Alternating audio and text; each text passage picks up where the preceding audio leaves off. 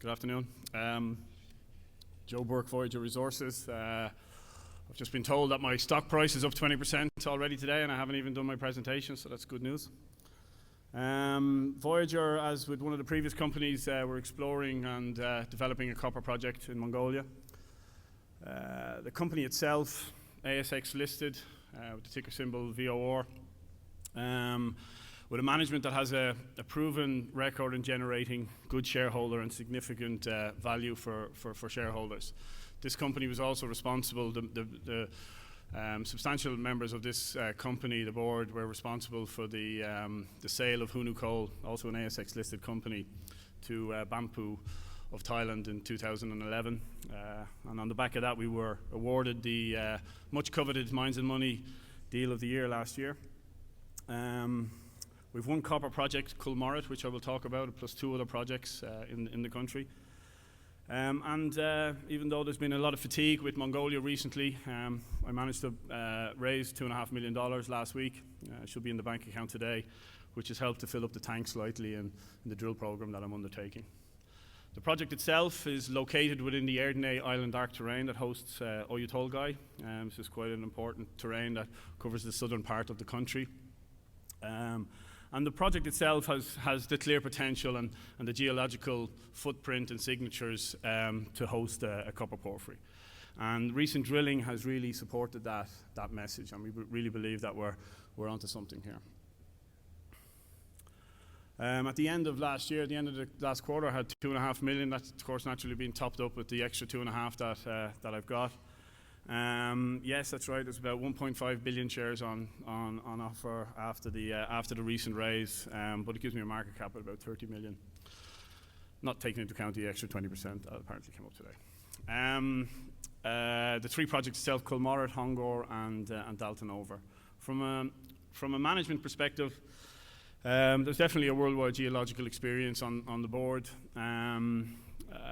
The core members of this board are responsible for up to 22 ASX listed companies in many geological locations.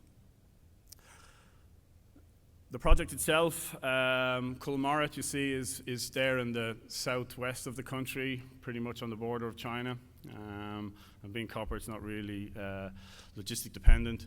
The other two projects, Hongor, also within the Erdene Island Arc terrain, is quite interesting, but I haven't really done much work on Hongor or Dalton-Over in the recent year. I've really been focusing on the Kulmarit project. The project itself, I always like to reiterate this. Kulmarit has returned some of the best copper results in Mongolia outside of Oyu Tolgoi. I mean, they're fantastic results. 116 meters at 2.4% copper, 75 meters at 2.4% copper, and of course 34 meters at 3.4% copper, just a select few of some of them, with a key message that, I mean, they are very, very close to surface.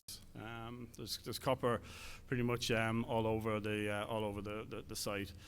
The geological and alternative signatures at Kulmarit are naturally typical of a copper porphyry system, and of course the intersections that I highlight there are within what's called a quartz terminal in breccia.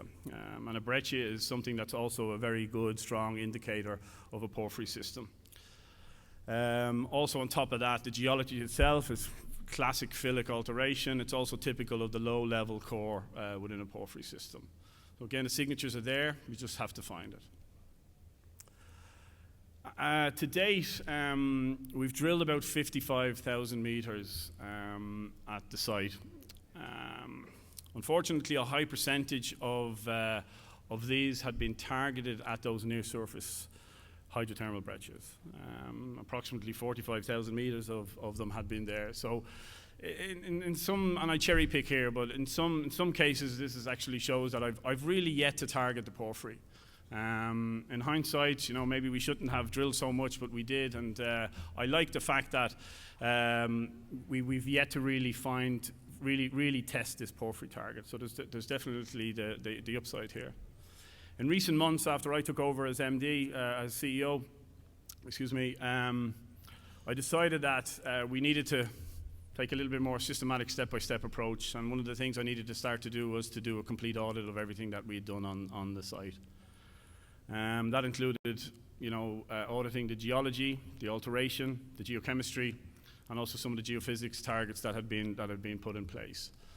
I also needed to really get a porphyry expert onto the geological team. So we established a new geological team led by an individual who has got some exceptional porphyry experience.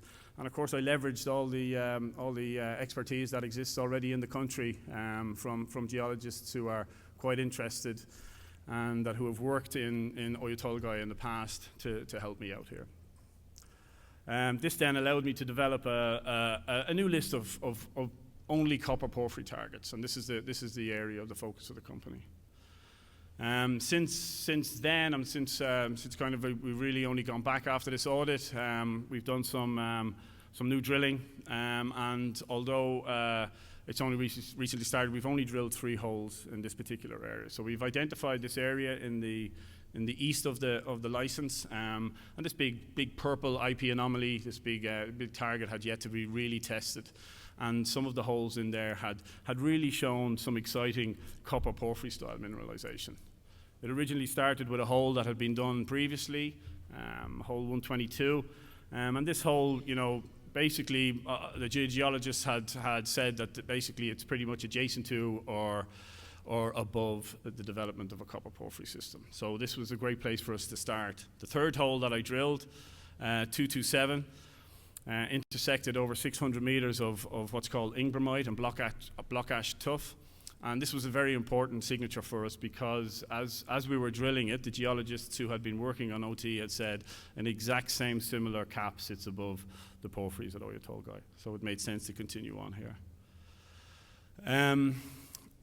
With this in mind, the company and the geologist itself really believed that the formation rocks itself and sit above a copper porphyry target, and of course again it's been supported by the copper mineralization to the very high hydrothermal breccias that we already mentioned. So again, a really strong signature that we are going in the right direction. These porphyries are not very easy to find, but again for a third hole it's not a bad ratio. We could have drilled another hole. Instead, again I adhered to my step-by-step approach. I decided that it would be better to do some gradient IP on this area because it had yet to be done. And also we engaged a company that had worked extensively at Oyu Tolgoi doing the spectral alteration mapping on the core there. So again, bringing the expertise of OT into KM, the Kilmorra was a good step for me. These 2 exercises are now nearing completion. And the good news is that with this, we should be able to delineate an exceptionally new bunch of targets around the next drilling, which we hope to start very soon.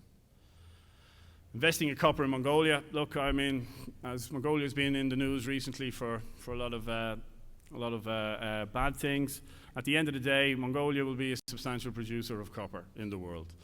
And Oyu Tolgoi, with its targets, will pretty much contribute 25% or 24% of all the copper into Asia, and we know where that's going.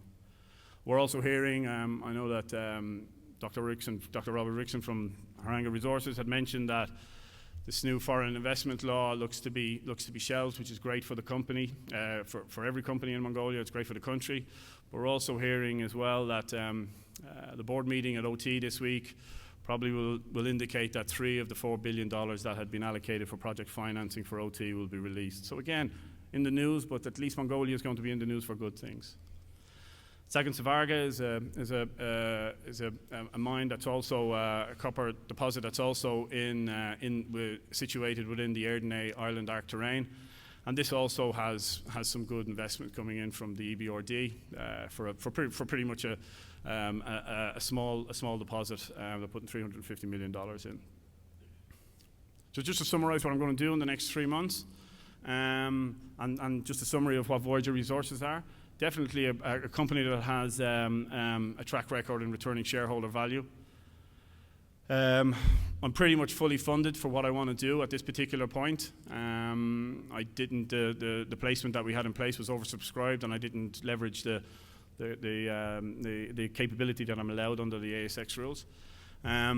Kilmorra continues to show the signatures and the footprints that we're sitting on a copper porphyry system. And when I mean system, I'm not talking about a single porphyry. I'm pretty much ready to focus on better delineated copper targets that are going to come. Okay, Leo, I see you there. Thank you very much. Strategic partnerships. Again, it's all about the exit strategy. I really believe that the strategics who are in Mongolia, who are keeping an eye on Mongolia, they don't think about political situations. They always care about what's going to be like in 15 years' time. And I know exactly which companies have the appetite for Mongolia, and it would be nice to get a partnership there. Mining license is just about to start, and as I said, it's an appetite to invest in Mongolia. Thank you very much. I'm in booth L3, just at the door, if anybody would like to talk for Thank you very much, Joe.